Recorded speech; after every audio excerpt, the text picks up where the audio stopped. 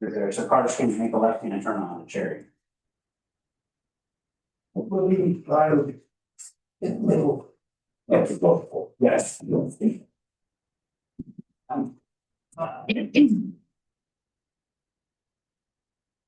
Okay. Order with the city council special city council meeting in November, March 16th, 2026. Roll call, please. Vice Mayor Johnson, Here. Farr, Here. Councilmember Calderon. Here. Councilmember Roberts. Here. Committee participation forum, members of the public may address city council on matters not listed on the agenda. City council may not discuss or act on any participation item brought forward by a member of the community. Comments or requests to be limited to 3 minutes. I have no speaker cards. No speaker cards, Mr. Mayor. Yeah, I did that none. I don't for consideration now. Council consideration, study session.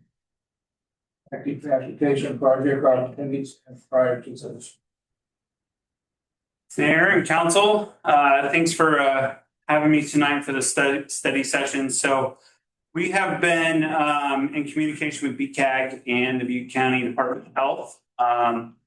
It's come that time of year where there's call for projects, and we have quite a few in Gridley that could be eligible for future funding. And so the purpose of this study session is to lay those out for you and come to council meeting following this, give us directions on which ones you'd like us to pursue, how and basically that's it. So so today we'll just go through, lay out the projects that we have in front of us right now and answer any questions, just kind of spend the time Q&A through each of them. So with that, I have a little presentation, and the report that I gave you was pretty thorough in the description of the projects.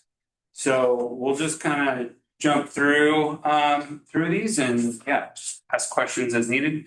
So it's a list of our opportunities. We've got 5 of them there. Some of them may look familiar, kind of bringing those back to life to at least, see what opportunities we have. And then some of the newer ones that have come up. So we'll just move right into the first one there on the agenda. So the Moose Lodge sidewalk closure. So when we did the ribbon cutting out there, the opening groundbreaking event in that parking lot with Caltrans, we noticed that the one piece of Highway 99 that they weren't working on was right there in front of the Moose Lodge. And there's gravel, there's no connectivity. And just at the north corner on Cherry Street, it's our first crossing as you're coming up from the south and from West Liberty.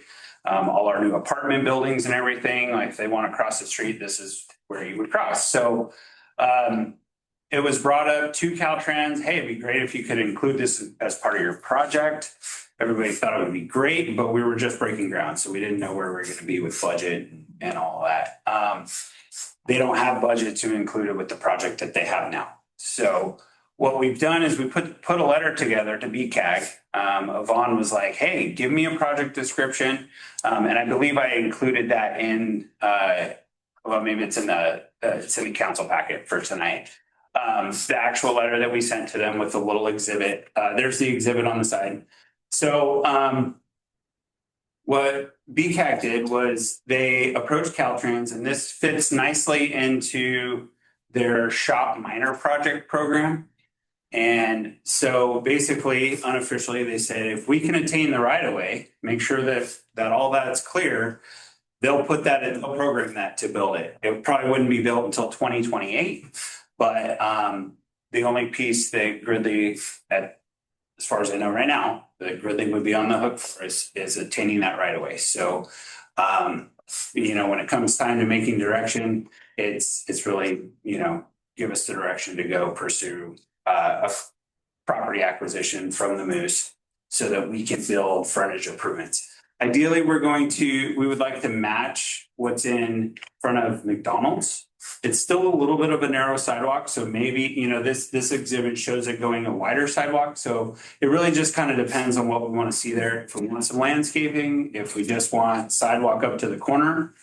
Part of what it will do is eliminate those ADA parking stalls that are in front of the Moose right now. And so some kind of coordination to move those to the back of the building would be necessary because they do need ADA parking, but it would eliminate the hazard of backing out into traffic there.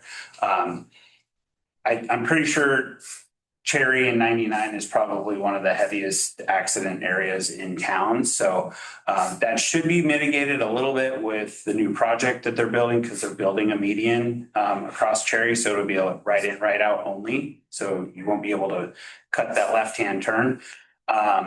That said, I wouldn't be shocked if people try to still cut the corner with the way it is because there's no curb or anything to make that impassable. So yeah, that's the gist of the project. Just wanted to present it and ask a question. What about pedestrian crossing when north and south? Yeah, so it would include a crosswalk and a ramp so that anybody coming up from the McDonald's side would be able to cross and then use the pedestrian crossing to get across 99. So that part of the project is getting across. Crossing from on the one corner to the next, right? And then hit the one going across. Yeah, and then hit the one. Yeah, the idea is to force everybody to cross 99 so that they're not trying to run across. Pedestrian crossing. Yeah. Yeah, right now there's no curb ramp, there's no crosswalk, there's really nothing to direct pedestrians to get to the north side of the tree. A ramp or. Yeah. And the Moose Board has already discussed the handicapped and we want them moved from the highway anyway, so. Okay. So, yeah, if there's no other questions, we'll move on to the next project. So this kind of came up because of the Moose Lodge. It's also in our local road safety plan. So Cherry Street sidewalk was identified. Currently, there's no access from the parks or from the commercial to the parks. And so this is a project that, again, it's been identified in several plans. It helps that connectivity, right? Where the idea is to make all of these different sidewalk and gap closures work together so that people can freely walk, around town. This project's really not quite big enough to go after its own grant funding, like an ATP application that takes a lot of money and a lot of effort for competitiveness. But BCAG, Yvonne Garcia was on our site walk. We did that a couple of weeks ago. He thinks that this is a great candidate for BCAG to help support. He would look for the city to come with some percentage. We haven't talked numbers yet, right? Because we don't want to invest a lot of money if, the council doesn't want us to put our focus here, right? And so I don't have a preliminary cost estimate yet. It's about, 500 feet, 550 feet long.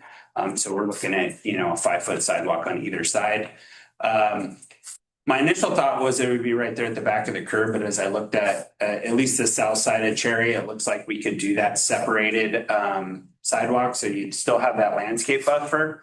Reason we'd want to do that is there's utility poles all along there. So instead of having to relocate all the utility poles to make room for the sidewalk, we could sweep the sidewalk over like we have in some other places in town. And then it would also include curb ramps at the corners. I do have a question there.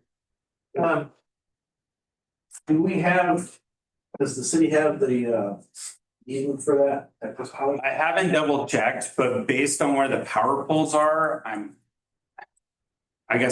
assuming that we do, but I could be a wrong assumption. Is that an easy thing to find out or? I have to do some digging to see if I can find an old recorded map. It's an older part of town. Worst case, I would have to go to each lot and pull a deed to see if there's some kind of boundary description on there. I say worst case. Worst case is we'd have to go boundary survey and like actually identify it.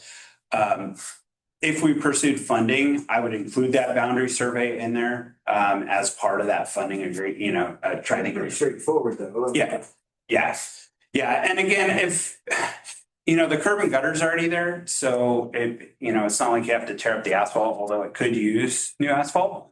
But in order to keep within kind of the parameters of what BCAG's trying to do, so they're really pushing on the sidewalks. That's why all of these are sidewalks. As much as we need pavement in town, the things that are being funded right now are the active transportation, the bike and ped facilities. So that's why we have this focus looking for projects that are the most competitive and meet the grant criteria.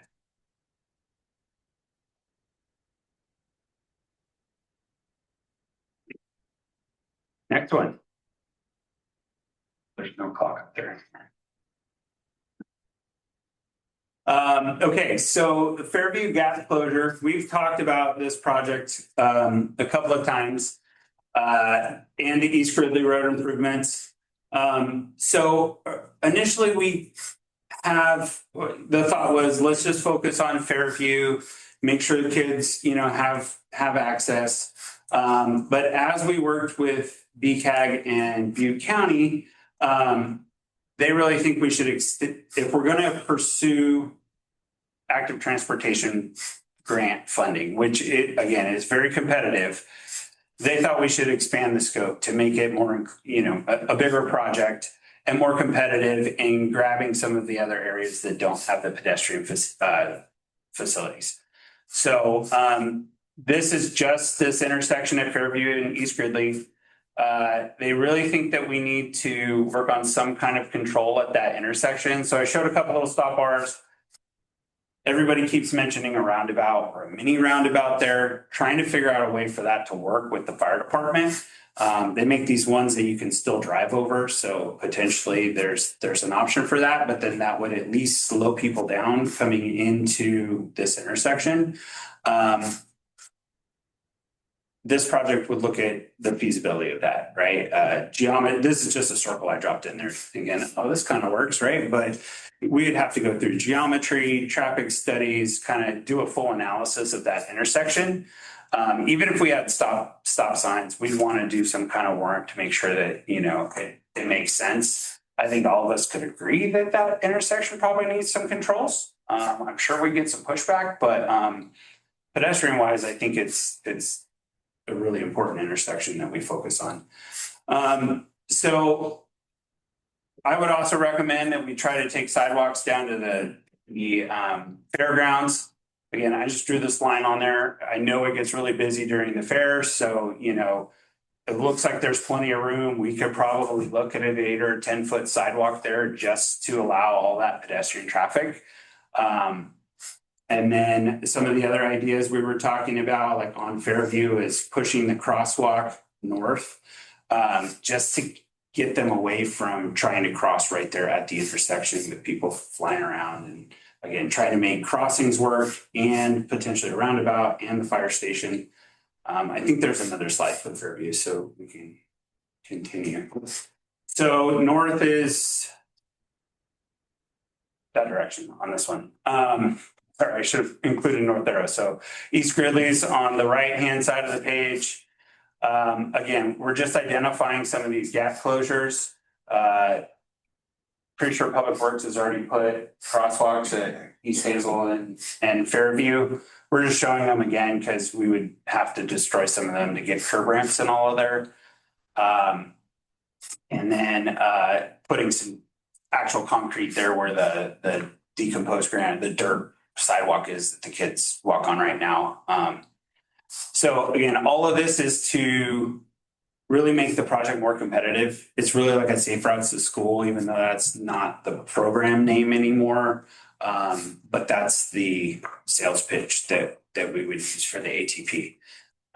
With that, this is the one that Butte County thinks has the best chance of winning. So Butte County has helped other small communities get grants, ATP grants. They're pretty well versed in that. So again, it's this partnership to try and leverage the efforts that they have with the city to try and find grant funding to make it a complete project. I think that's my only slide for this one. Yeah. So any questions about Fairview before we continue on? Maybe this question is maybe not necessarily to you. On the intersection of Fairview and East Greeley Road, Yeah. is there a plan to actually put some stop signs there or some kind of warning? At this point, no. So that would be evaluated as part of this project. Oh, and I forgot to mention, so one of the things that we were considering here, BCAG thought that this would be a good project to pursue CMAQ funding for design. At the same time, we're pursuing ATP funding for construction. The CMAQ funding can be awarded sooner, but the ATP takes a couple of years to actually get the funding. So again, it's kind of a dual process for this one. But to answer your question, no, there isn't anything planned at this point. We have conceptual ideas, but it all takes money to try to make those improvements. And really, it does need some serious kind of study to see what's feasible out there because we do have some site constraints. The intersection doesn't really line up with any of the right of ways and where the curb turns are. So, we need to kind of come away from the standards and find something that would fit in this location. Right now, we have that signal that's there. We have a flashing beacon. It flashes on the sides when you push the button. We have a ramp on one side that doesn't have any sidewalks connected to it. And on the other side, there's no ramp. So people can't even really get onto the sidewalk if they're in a wheelchair or something like that. So the signals are great, but it's not really any kind of code for ADA standards. So so that's something we want to address for sure. Well, I have one thought on that. What's dangerous about that intersection is it's directly east and west. And when that sun's coming up, it's blinding. That's how that young lady went over there a few years ago. What about putting stoplights on that? Lights, to walk and not walk. I know what I'm talking about. Yeah. It's a dangerous intersection. Very. I think so. With this project, we would absolutely be looking for higher visibility pedestrian flashers. Are you asking like an actual stop signal, like red? I'm throwing it out there because, the kids use that a lot. Mm-hmm. Kids don't look right in the left. Yeah. A lot of them. And they'll walk right out. If they had like on 99, they have the red to don't walk and the white to walk. Yeah. But that's something like that to help direct traffic, what I was thinking. So I would throw that into the alternatives analysis feasibility study. I think as we look at that, we have to look at also impacts to Highway 99, right? If we have a red light and we get a bunch of traffic, we can't have it stacking back up on 99. So there would need to be some coordination. Actually, no matter what we do here, we're probably looking at some kind of coordination with Caltrans and running it through their planning. So at least we are vetted. But I think that's going to at least require some kind of traffic study on their part for us to show the impacts to that. I know it's a block away, but they're concerned about everything we do in town impacting the highway. The only comment I'm gonna make is, to me, the road is really wide. And what happens is when you have somebody who's, this is even in our downtown streets, when you have somebody who is stopped, turn, left-hand turn, stop for somebody who's crossing, it's so much room that people go around. Yeah. Which is very dangerous. I don't know if you did a combination of sidewalks on both sides and kind of closing that down a little bit, so if there is somebody crossing, nobody can, pass the car that's in front of them. I don't know, just make it smaller. You to be taking notes. Okay, good. Because the bulb outs. I mean, that is definitely a traffic calming device that's used quite often. I mean, that's what we have right down the street here, right? We bulbed it out. it makes those turns a little I mean, more difficult. You gotta slow down. if you wanna make it safer, I mean, make it to where, you know, it's Yeah. safer. Yeah, well, and that's the goal, right? Again, this was a quick, I apologize, I couldn't put more effort into it, but we were just trying to get it here in front of you. But yeah, all of those options, that's why we want funding to go through the design and the alternatives analysis to really kind of nail down what that looks like. And when I say we, that's not me, that's us going out to RFP to hire a consultant that works on these safety programs. My firm can do it, but quite honestly, with the funding, it needs to go out to RFP. And so, we would get the right folks in here to give us a best case solution, but also what we know we want. I know that, roundabouts are one of those touchy subjects. So if we come and say, oh, this is your only option, we might hit a roadblock and get a lot of pushback. But I think, there's several options here that could benefit. And it's probably a combination, if it's stop signs and the bulb outs, or a stoplight and, bulb outs, or a median in there so that if somebody is crossing the street, they've got some protection. Definitely, some different options to look at. And I think one of the things to point out too is on Fairview that was brought to our attention was when there's parking on both sides, that is very narrow there for traffic. Yeah. So that was a concern as well. And that was actually, will you go to the next slide? I didn't get kind of the section there by Save More, but that was another thing that had come up in our sidewalk was maybe we, paint one side of the curb all red. So Save More is going to be to your right down there. Or narrow it even more. So there's, it really is parking and then 2 lanes of traffic. There's not room for people to park. Butte County Public Health liked that idea, or like, hey, you could put an 8-foot sidewalk, make the road a little narrower. If we're doing feasibility studies, that's great because then we can hash out what the cost is. But that you start redoing the streets and the grading, and costs go up. So it is something that they'd like us to consider. I don't know how much I'm on board with that. I don't know that making the street any narrower is gonna. It'll slow traffic down. But, is that the right thing to do with all the high school traffic and the truck deliveries? And so.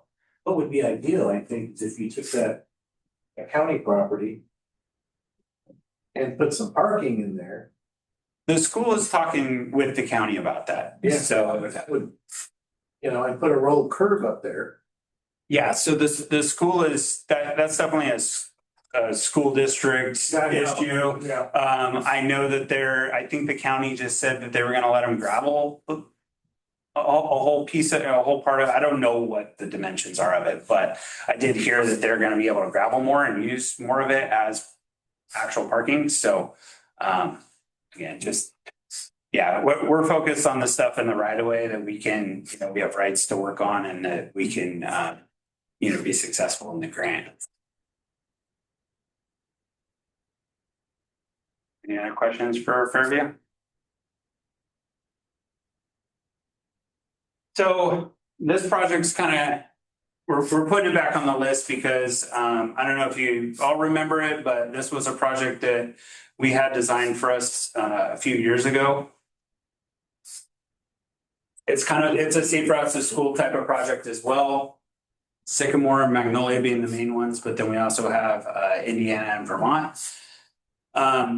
It's primarily curb ramps. There are some gap closures, high visibility crosswalks, and then like the driveways and the alleyway entrances aren't real friendly for people walking or biking. So this project, even though it's already designed, we're at like 95%. It's our most shovel-ready project. But there's not really a nexus. There's not really the justification for the need of the project is what we're finding. So through the safety action plan, we did some walk audits with the county, with the Safe Streets for All. There was another acronym in there. I don't remember what it was. But even our local road safety plan, there just isn't the accident data on these streets to really, be super competitive with it. But we wanted to bring it back because it was a project that we got funding for. Some of the things that would make it more competitive that we would need to kind of go back to a little bit of a redesign are trying to figure out ways to get bike lanes. They really want to see bike travel on these streets. So whether that's making the road a shareway, again, it might be eliminating parking on one side of the street so that we can get bike lanes going down one direction. And then, anyway, I don't know what the right answer is here. Magnolia specifically isn't a very wide street. And there's a lot of driveways and access points. So again, just looking for your guys' kind of direction here. If we want to pursue this, if we want to, we already put a lot of effort into it, but it didn't cost the city a ton of money because it was grant funded. And it's here. So it's not doing a great job of selling it because I think we've got other options that might give us a little bit more return for our investment. So, but I'll open up that one up for questions as well. Seeing none, is there another project on there or is that our last one? Oh, the Wilson School. So rumor has it that the school district is going to be doing some improvements on the south side of Magnolia there in front of the school with sidewalks, potentially widening it to add a bus turnout. But while we're out there, and it's come up in several of our studies, was that intersection of Lincoln and Magnolia really creates a lot of headache at drop-off time.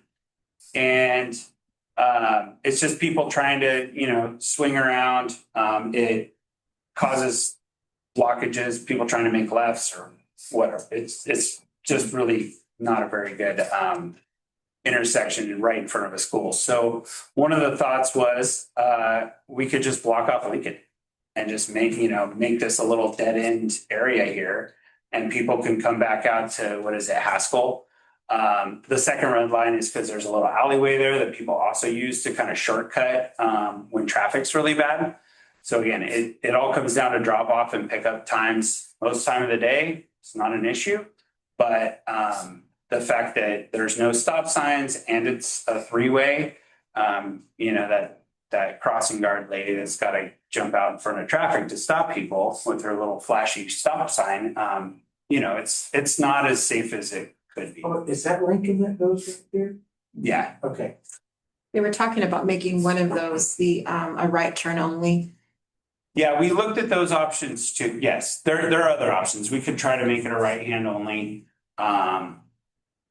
I know the school, we got Butte County was able to get them some of those temporary measures with the little gates, to try and kind of create some buffer and narrow the road to slow it down. Some of the other things that some of the studies have looked at are, a raised crossing. So then you basically have like a big speed bump in the middle of Magnolia. I always thought that would kind of be a problem for truck traffic, even though ideally we would not have truck traffic going in front of the school. But I know that it's a route that is used. So again, there's not really a great solution here. We just thought it was important to present the ideas that we've talked about out in the field and, see what kind of, temperature you guys had for making any kind of adjustments out here. Probably in the first step, see what the school's gonna do. So I think that's happening this summer. First thing they're doing during spring break, all the sycamores are coming out. And then they're going to remove or relocate those trailers that are there, those mushrooms. That's what they're getting ready to do now. And I know we've talked to them, heard they're talking about having a separate section of curb and sidewalk for the buses to pull into. Once those trees are gone, get them farther off of Magnolia there. Haven't seen full such plans or anything yet. Yeah. I know that's been the talk. Yeah, I don't even know if they have a conceptual plan, I'm guessing, but we haven't seen it yet. Kind of off the subject, but what's their plans for the Portuguese Hall? Is that gonna be torn down in the parking lot? I think they're planning on doing a metal storage building there. But they will tear down the existing condemned building. You did ask if the city would entertain swap for for that property as well. Yeah, Yeah, that was a discussion. being that it's connected to the park. Yeah. But yeah, so again, one of the thoughts here, I mean, so couple of things. A temporary measure, I mean, you could just put K-rail across the street and keep people from driving there. A more permanent measure, you build a sidewalk that goes across the street and kind of put some end of the road barricade on the north side of it. But then you've got a clean path of travel for pedestrians and just eliminate that extra those turning in front of the school to pedestrians. So those are the thoughts at this point. This project wasn't big enough to pursue any kind of funding with, so it's really just local funds or a local effort to make improvements around the school. And with that, I think that's all I have. Sorry I didn't just book this for 5:30, but I wasn't sure how long this was all going to take, so make sure we had enough time to get through it. And then comes the meeting, that's where we put all your decision-making action items in. So kind of get a refresh on all again. Council have any discussion, any questions? The only comment is just me to figure out what in priority, I guess, is what we should do this by, or are we gonna tap them all? Yeah, and actually go back to the first slide that listed them. So, I mean, for me, I think the Moose Lodge is kind of a no-brainer if we can get the right of way and Caltrans will build the sidewalk there. I mean, it's in the highway. I don't think there's a real big lift there other than figuring out where the existing right of way is and then figuring out how much more we need. But then I think Fairview and East Greeley is, that's our best chance to get some real funding in. And to me, that's the intersection that I've heard has been the biggest problem since I've been around. So, and we hear from every time we meet with the school, we're talking about Fairview and the traffic and everything over there. So to me, those are the two biggest priorities. I think Cherry Street is a really great project. I think for some level of effort, we can probably get BCAG to, cover, a good portion of that project. I don't have a good cost estimate for you right now. And again, that could just be the action item is to just come back and, bring us more detail, do an exhibit, find out some preliminary cost estimate for it. Again, we just didn't want to put a whole lot of effort in without direction. For the ones for the school, is there a way to group them into a safe routes to school or some connectivity and include Wilson in that as far as a design for the traffic in that area? I'm only saying that because of the amount of truck traffic that goes down that road. Yeah, we talked about it a little bit, but because geographically they're kind of far apart, they didn't think it would bundle real well. That's not to say we can't try.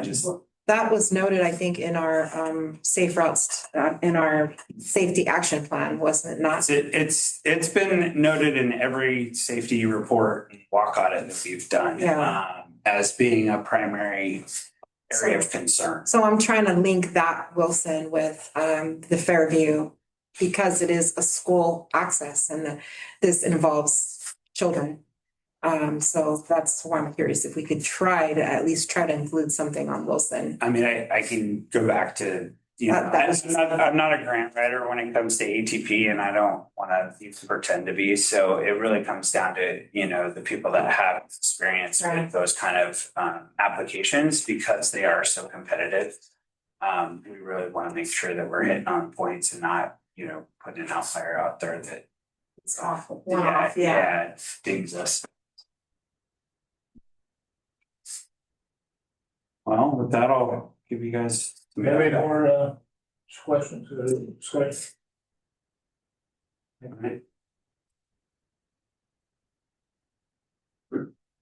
We'll now open it up to public comment.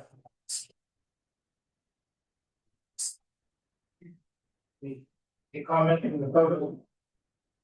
And now we'll close public comment.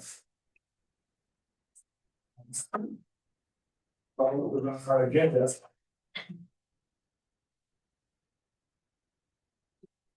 We will stand adjourned.